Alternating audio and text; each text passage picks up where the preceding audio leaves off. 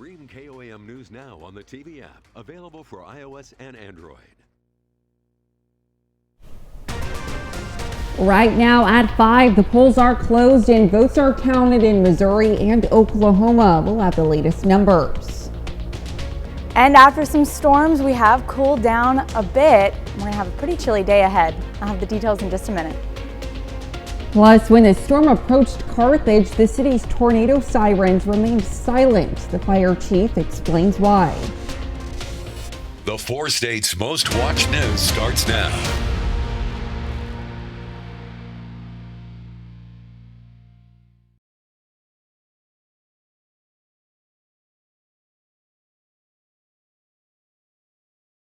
Well, good morning, 4 states, and welcome to the KOAM Morning News. It's 5 a.m. I'm Elise Snowy. And I'm Lindsay Gaffney.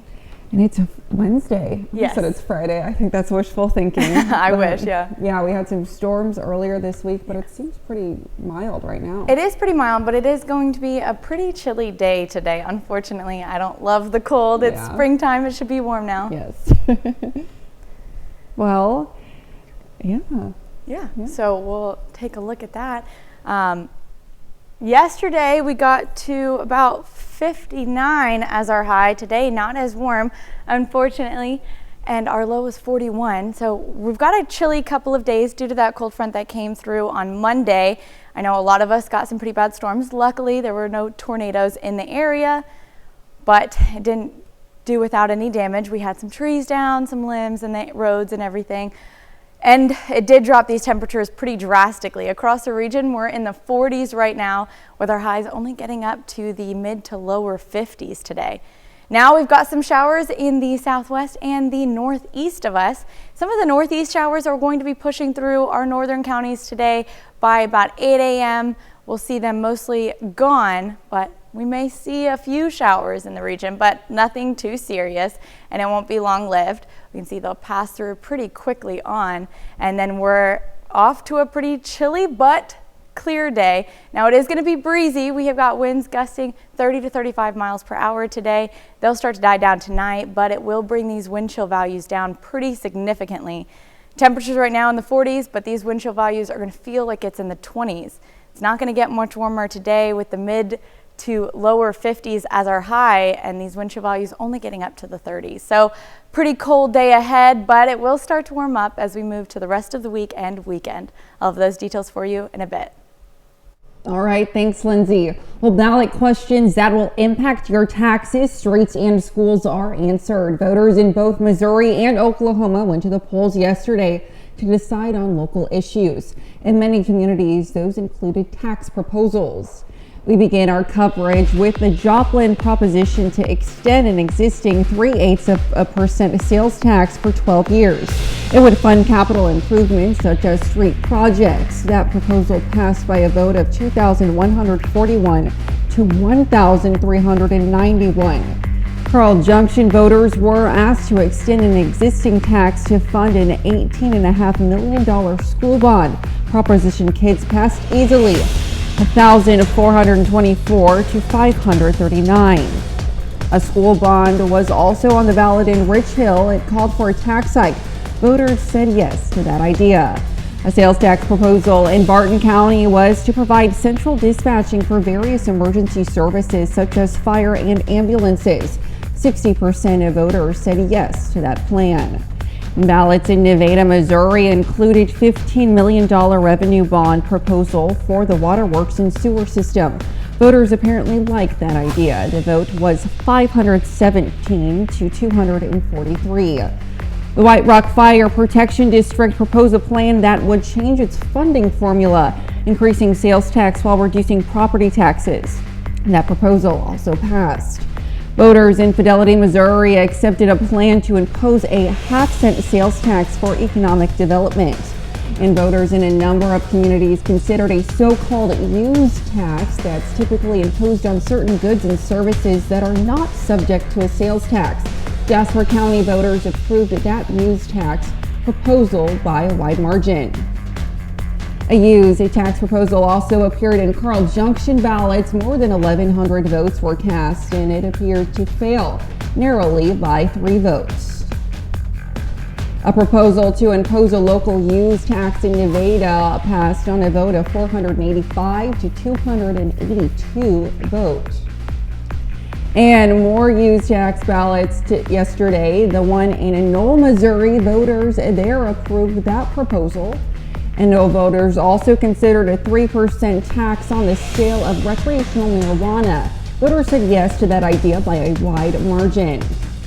And voters in Asbury easily passed an identical marijuana tax proposal for their community. In addition to the various tax questions, voters in a number of Southwest Missouri and Northeast Oklahoma communities elected members to various school boards and city and council positions. You'll find the latest numbers from many of those races at KOAMnewsnow.com. And be sure to download the KOAM News app for all of your election needs. You can also go to our website for election information at KOAMnewsnow.com/elections. The website will include resources for all the 4 state areas, such as polling places, deadlines, dates, and you can even check to see if you're registered to vote. Once again, that's KOAMnewsnow.com/elections. Roofs peeled up, trees and telephone poles down, roads completely blocked, and many windows broken. This is just some of the aftermath from the storm that happened on Monday night as it tore through much of the area, including the Carthage Square. KOAM's Fernanda Silva has more. Literally, it was like someone just kicked you in the gut because you think you just lost the entire building. And worse than that, I thought I lost a very good friend. Murphy's Law Restaurant and Bar's owner Frank Lyon describes these scary moments he lived inside his business as a straight line winds hit Carthage. I get this alert on my phone, tornado warning. Almost immediately after we got hit, like all the lights went off. You could feel the building shake. You hear the stuff being blown around, everything else. I'm yelling at my wife to get downstairs. After making sure everybody was safe, Lyon had the chance to assess some of the damage. It's still soaked, so I'm kind of worried about this because it's now really soft. But it was like a waterfall coming down here. The glass on his front door and his roof all went to the ground. Everybody's exhausted because we've been trying to clean everything up all night. Right now, I am next to the roof of one of the buildings around the area, but business owners were telling me that at this point they cannot even know if the piece of roof is from their businesses or not. A lot of the debris has nails on them, and this is one of the reasons why a lot of these streets here are closed. It looked like a war zone. I mean, it looked like everything's in the street. I had people next door to me crying in the street, and their cars are damaged, it's wiped out. One of the next door neighbors whose car was damaged is Eli Wills. He said he just recently finished paying it off. It really sucks trying to start from square one and build something, and it's all just taken. Not only his car was damaged, but also the apartment where he lives. To be honest, with the glass shattering, the water falling, and the way the building was shaking, and I know how old it is, I didn't know what was going on. I was scared. A feeling shared with many other residents. In Carthage, Fernanda Silva, KOAM News. A lot of the debris was removed from the streets around Carthage Square yesterday. No injuries were reported. Carthage residents also shared concerns about not hearing tornado sirens. The city says the tornado warning alert was activated by the National Weather Service at the same time the electric company's computers indicated a power outage on the square. City officials say at that time storm shelters were being opened. I do have access to do those storm sirens on my phone. I was on my phone trying to get with R9 and let them know what was going on and all of that. And by the time I got done with all of that, the storm had passed through and I opted not to sound them. Fire Chief Ryan Huntley says they'll evaluate what can be done better in the future. Huntley also says the Carthage Public Works Department is assessing property damage and no injuries were reported, as we mentioned. And that's a look at this morning's top stories and weather in our first 7 minutes coming up on the KOAM Morning News. The Kansas Basketball Coaches Association releases its 2023 to 2024 high school all-state teams yesterday. We'll have the details. Plus, a powerful earthquake rocks the entire island of Taiwan early this morning. And we have a windy and partly cloudy day today. We'll have what to expect with Lindsay Gaffney in the Skywatch Weather Center. You're watching the KOAM Morning News. We'll be right back. If you've been injured, Stream Casino Resort.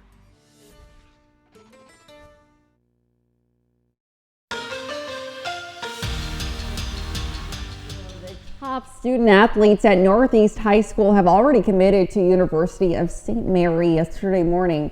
A third Viking standout joins them. Tayshawn Gaynor signs his letter of intent at Northeast to play football at the University of St. Mary. The Viking senior joins his teammates Dawson Troth and Braden Young in committing to this surprise. Gaynor is an honorable mention all-conference running back as a senior. He says this moment has been a long time coming. I kind of like the whole thing when I visited it, and the football coaches were real nice. They were real good. The plays were a little bit simpler and all that, and I have my two best friends going there too, so I kind of wanted to go somewhere I knew someone. It was pretty cool. I mean, I've been wanting to play college football since I was little. I always said I was going to do it, and today was the day I got to do it. The Kansas Basketball Coaches Association releases its 2023-24 high school all-state teams yesterday. 24 athletes from Southeast Kansas are represented, and 14 boys and 10 girls. Lily Brown from Colgan and Keegan Yarrick from Fort Scott are the two girls from our area that make first teams all-state. Erie's Ethan Dillinger and Pittsburgh's Mason English are two boys that are first team all-state. To see the full list of the other 20 local all-state basketball players, go to KOAMnewsnow.com/sports.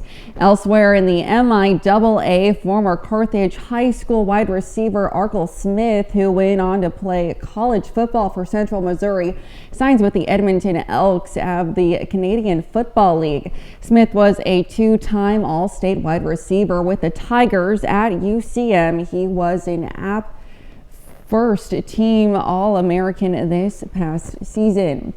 The CFL season begins in June and ends with the Grey Cup in November.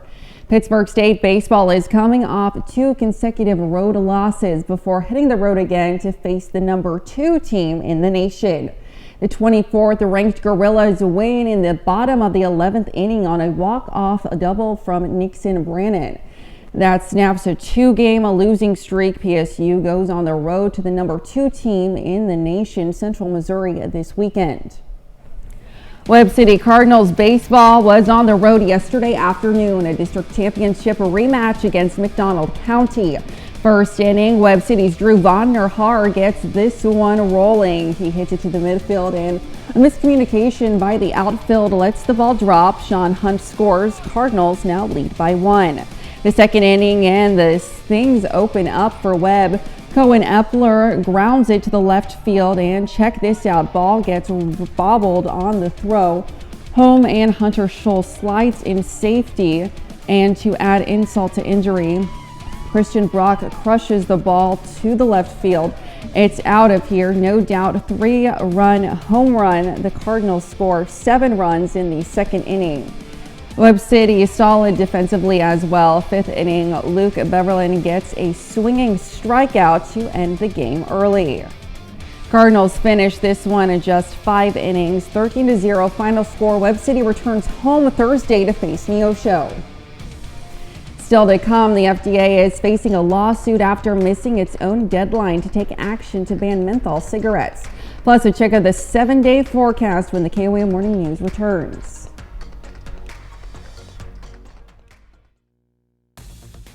Today's funeral prices, pre-arrange at Bath, Naylor, and Frisco Funeral Homes.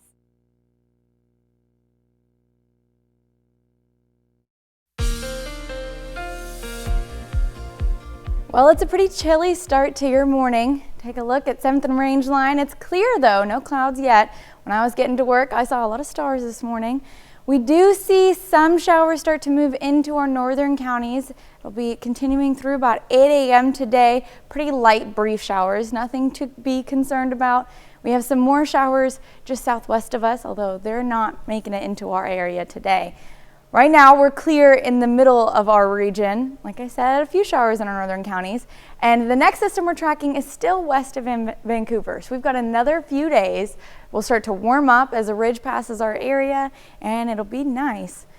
We've had a lot of rainfall the last couple of days. Most of the region in about 1/2 inch to 1 inch range, although some of our southeastern counties got up to about 2.5 inches of rain as those severe storms passed the region. Now, it's good for us because we do have still dry to severe drought conditions in our area. Most of us could see improvement in the next 3 to 6 months through the spring season, all the rainfall and storms that we're getting. However, still in Montgomery County and the surrounding region, we may not see much improvement within the next 3 to 6 months, as those are severe conditions of drought, and that doesn't seem to be improved until after 6 months of consistent rainfall. So, although most of us may see some improvement, not all of us will. Temperatures dropped pretty drastically from 75 on Monday after that cold front passes to about 49 of a high on Tuesday. It's going to continue to drop. We're not seeing much improvement today. It's going to be pretty chilly. Starting your day, temperatures about 40 degrees, pretty clear right now. Winds pick up. Wind chill values kind of drop those temperatures down, but the high will at least be in the mid-50s. Winds will continue to pick up throughout the day, gusting 30, 35 miles per hour, and those wind chill values are going to drop pretty significantly. We see right now it's in the 40s, but it feels like it's in the 20s. Throughout the day, we're going to warm up to about mid-50s, still feeling like it's in the 30s. Now, drought conditions, humidity values will start to drop today, and we do have our ridge forming, so we've got a nice couple of days. However, we have our next system coming in. Starting Saturday, we see pretty heavy rainfall, and then another rain system moving in on Tuesday.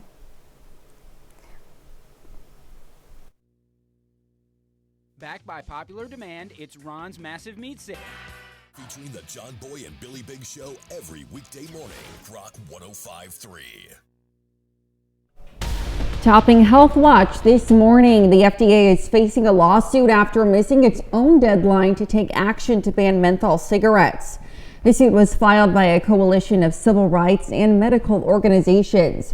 The plaintiffs say this comes down to, quote, profits over people. The FDA has said the issue was a top priority when it sent the final rule banning menthol cigarettes and flavored cigars to the White House for its approval in October. But the regulatory deadline was moved to March after lobbying from various stakeholder groups. The CDC says tobacco companies have aggressively targeted Black and LGBTQ+ communities with menthol marketing for years.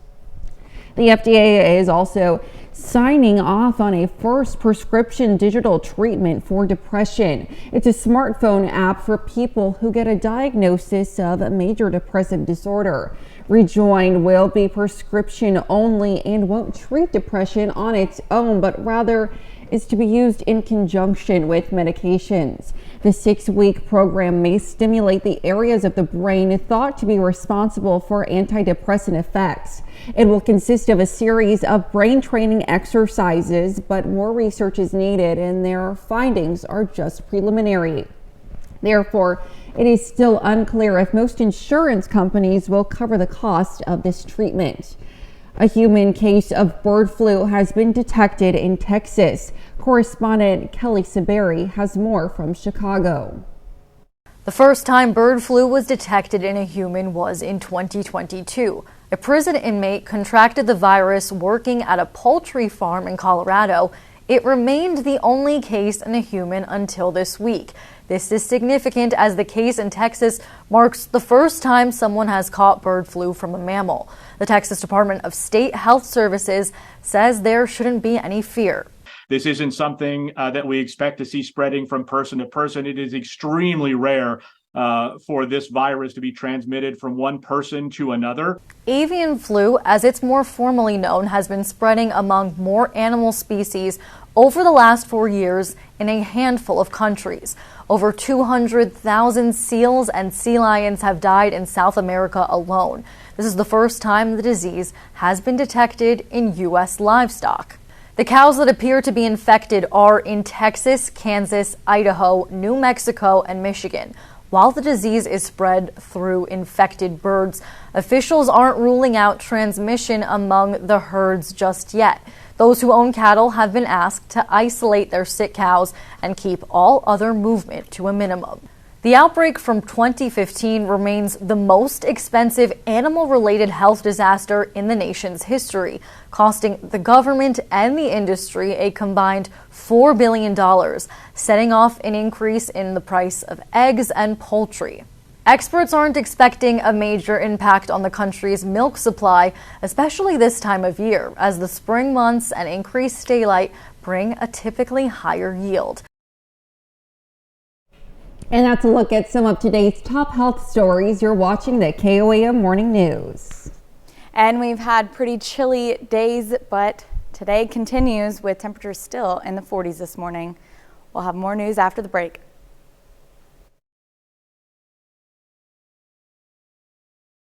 Get as low as 0.9% financing in all 2024 Silverado 1500 pickups. Chevrolet. Together, let's drive. Right now at 5:30, Joplin High School's Performing Arts Center hosted the work of some very talented artists. And today it's going to be a pretty chilly day ahead. We see some clouds and winds do increase throughout the day. Plus, the city of Fairland, Oklahoma broke ground on a brand new Boys and Girls Club of Ottawa County. The 4 states' most watched news starts now. Well, good morning, 4 states, and welcome to the KOAM Morning News. It's 5:30. I'm Elise Noe. And I'm Lindsay Gaffney. It's a Wednesday here in the 4 states, and like you mentioned, it's going to be a bit chilly out there today, but at least there's no storms because Monday night was pretty crazy, and I'm still like making sure that we're going to be good. It was pretty rough. I know me and my dogs were sitting at home dealing with all the storms that came through. Puppies. But because of that, we dropped temperatures pretty drastically these last couple of days, and we're going to take a look and see what we can expect for today.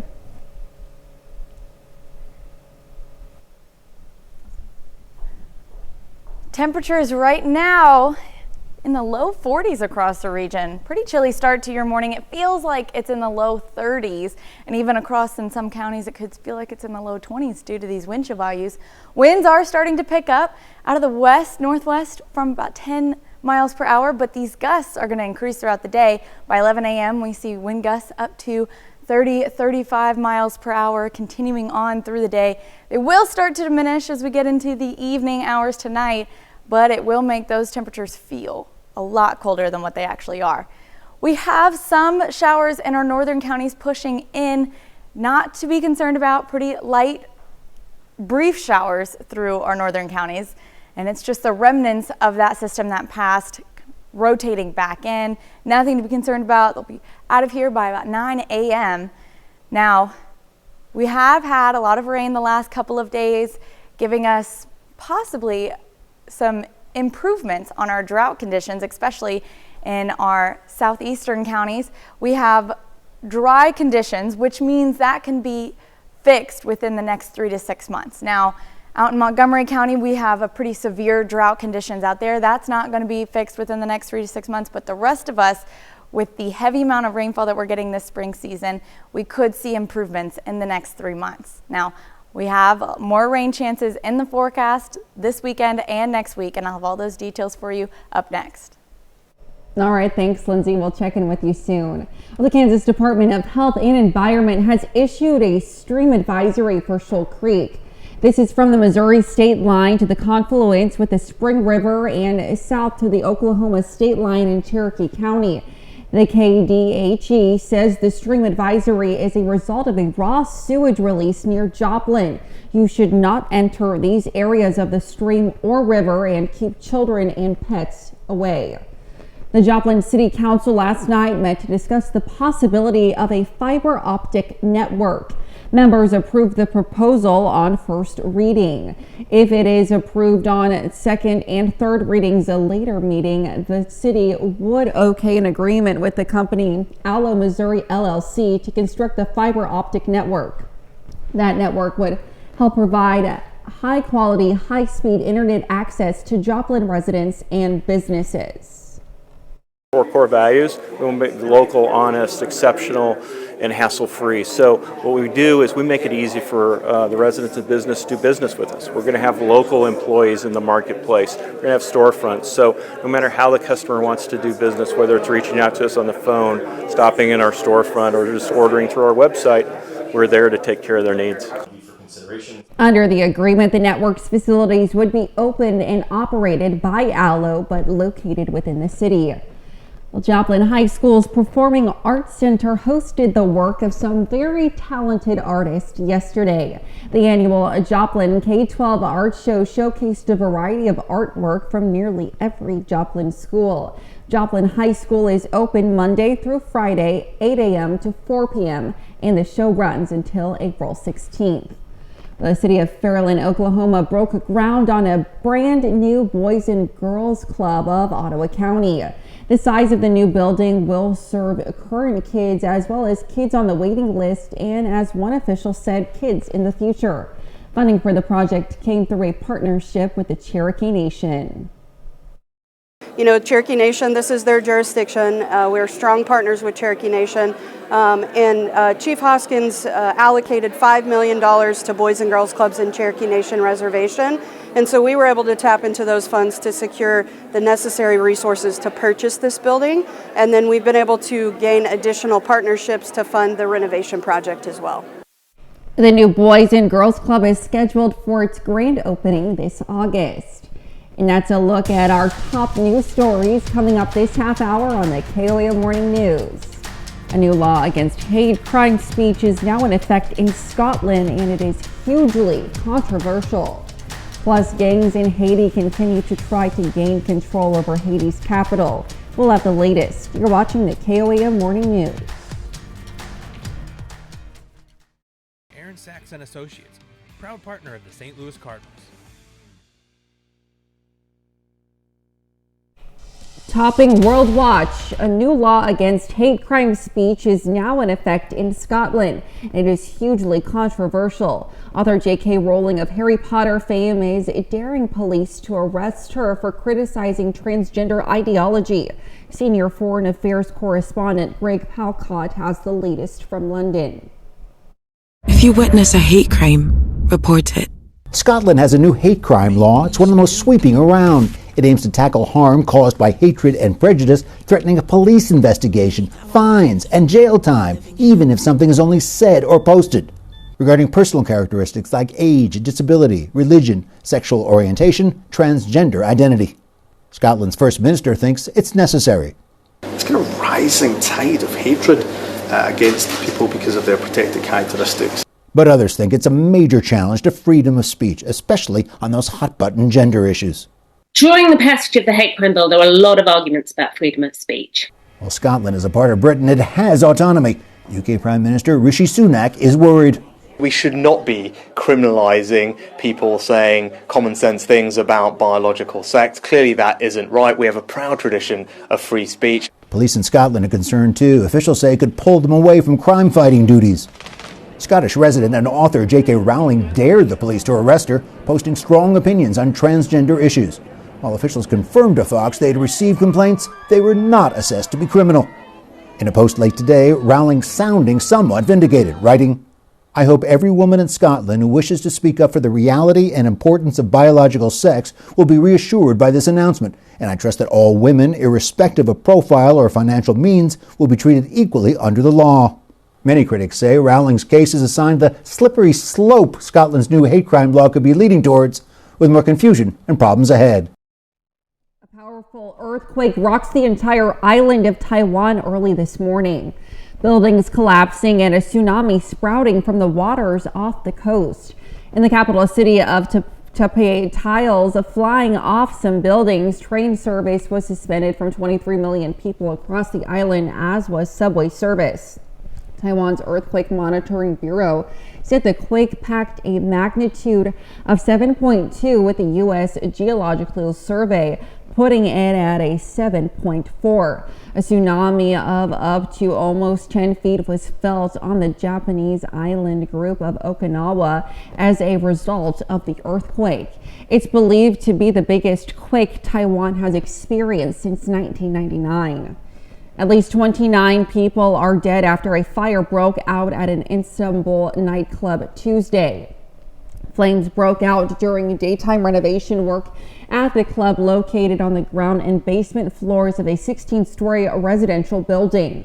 The flames reached the third floor before being extinguished. According to the mayor of the town, the club had not obtained the permit to undergo renovations and construction. Several people, including the club's manager, were detained for questioning. As gangs continue trying to gain control over Haiti's capital, the escalating violence is forcing thousands of terrified residents from their homes to avoid being killed. Ted Linder takes a closer look at the unrest and how growing numbers of displaced people could be making dangerous times even more difficult. Intense gunfire blaring throughout Haiti's capital city has become the norm as thick clouds of smoke fill the air and dead bodies lie scattered on the streets. All signs worsening gang violence is plunging the Caribbean country further into chaos. A new report from the United Nations reveals more than 53,000 people have left their homes in Port-au-Prince in under a 3-week period, as gang members continue battling Haiti's national police. We heard the gunfire and we had to leave. We couldn't stay. It's an escalation of attacks on government facilities that began back in February. So far, it's resulted in bands of criminals releasing thousands of prisoners from the nation's 2 biggest jails. Gangs have also burned police stations and shuttered one of the island's main airports. Everything has been burned down. We are living in such bad times. Many people fleeing the violence in Port-au-Prince are heading to rural communities in southern Haiti. But the UN warns these towns don't have the resources or infrastructure to take on the displaced crowds. 5.5 million of the 11.4 population is in need of some type of humanitarian assistance. Haitians gathering in churches are praying for peace. As Haitians living in the U.S. say, they fear for their loved ones living under these conditions. I have family in Port-au-Prince who are basically prisoners in their own home. And that's a look at some of your biggest headlines from around the world. We'll be right back. This is Scott with Window Estimate. If you want the best for less, call Windows for Less.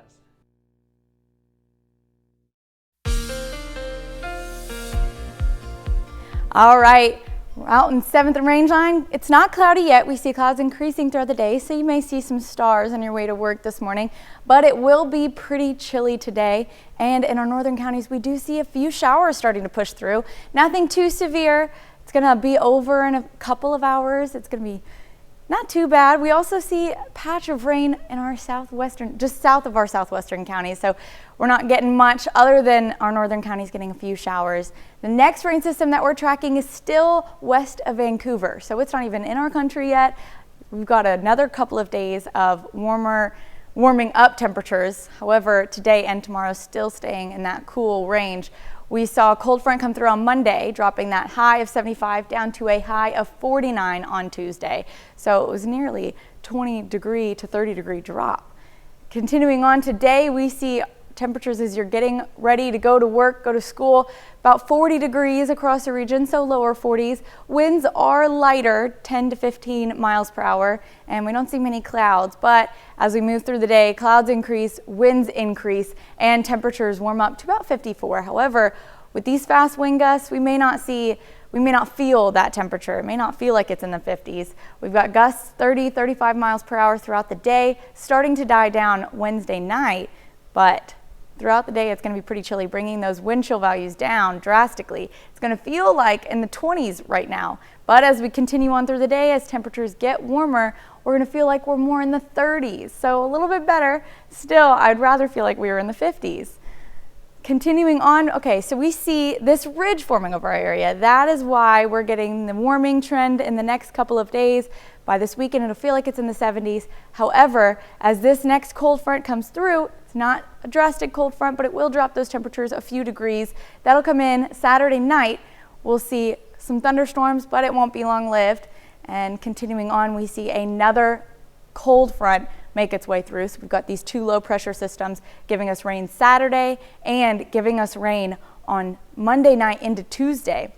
That's when we'll start to see Tuesday, 6:30. Right now it's moving just south of us. However, I'm expecting it to shift a little bit more in our region, giving us some thunderstorms throughout the day on Tuesday and into Wednesday morning.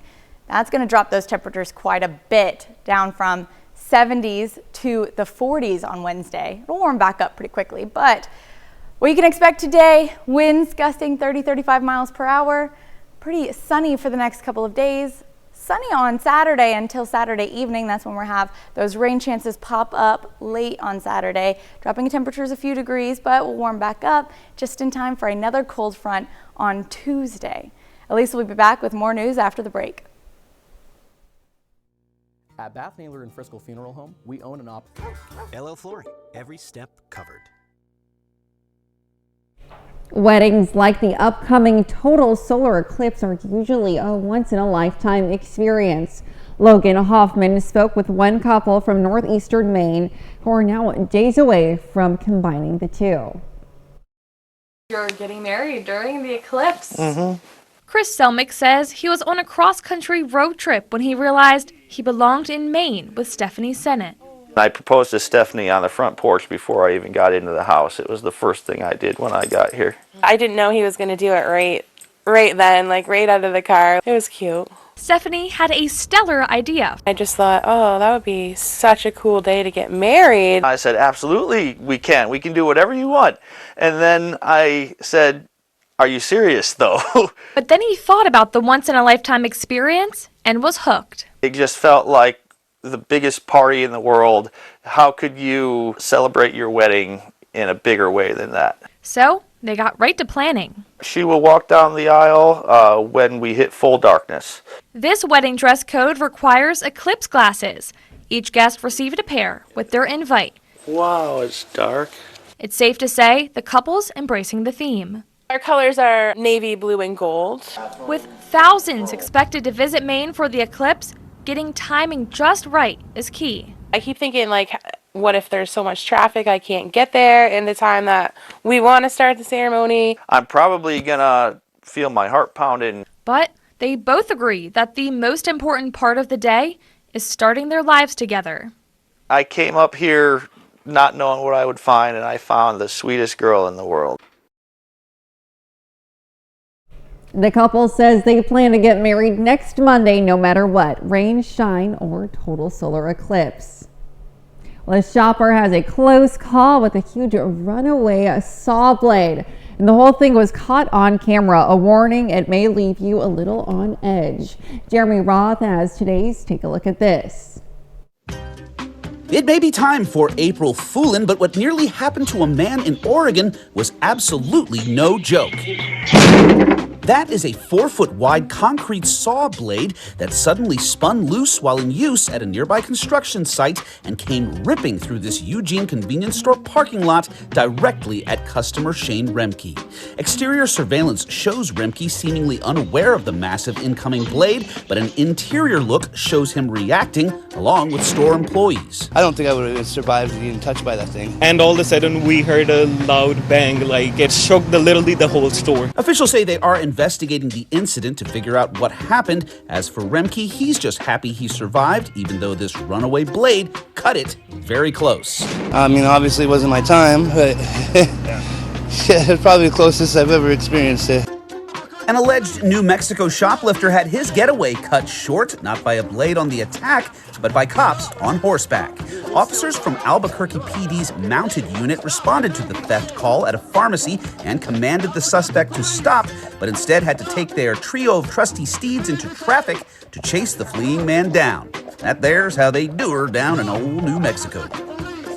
Finally, not to be outdone by these serial stunting STEM students we showed you last week, these Canadian kids made a cheesier choice for a wild world record attempt.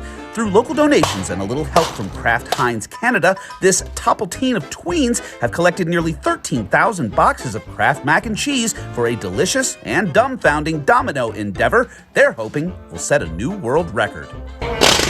For Take a Look at This, I'm Jeremy Roth.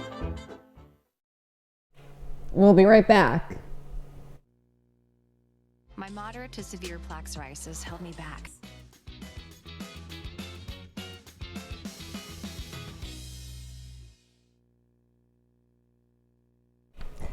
April Fool's Day pranks have soared to new heights at the Dallas-Fort Worth International Airport. The airport posted to social media on Monday to show how it stuck to tradition with an April Fool's Day joke.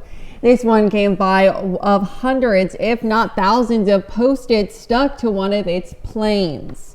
It took to not word on how long it took to cover the plane with paper, or if the video is real or just computer generated, and good fun for the holiday.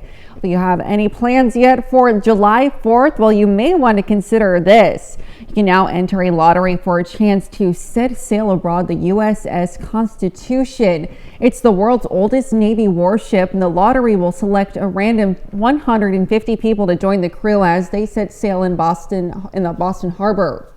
You will also get a front row seat as the crew fires off a 21-gun salute to honor America's birthday. The lottery will remain open for about a month. So we have a ridge forming over our area for the next couple of days. So these cold temperatures will start to improve. We'll have temperatures in the 70s by the weekend. I know I'm looking forward to that, with our next chance of rain not coming in until Saturday night. Just one brief shower Saturday night, and then we have a cold front moving through on Tuesday. Until then, it's going to be pretty nice temperatures. Thursday, warming up, about 61 degrees. Friday, in the 70s. That's when we're going to see our next rain chances moving in on Saturday, still in the 70s, not dropping too much, down to 71 on Sunday. Next chance of thunderstorms come in Tuesday. We'll have all the details for you in just a little bit. For quality care you can depend on, come and see There Is a Difference.